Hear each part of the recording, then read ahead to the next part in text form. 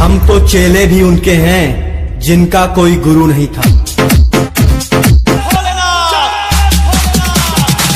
जिंदगी जीते हैं हम शान से,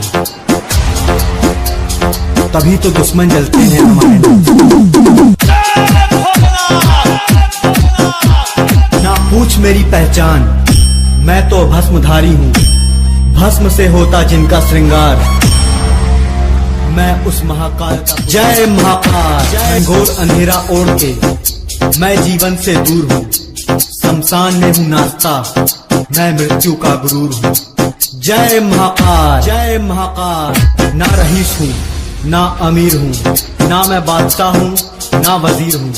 मेरे महाकाल तेरा इश्क है मेरी सल्तनत, उसी सल्तनत का मैं फकीर।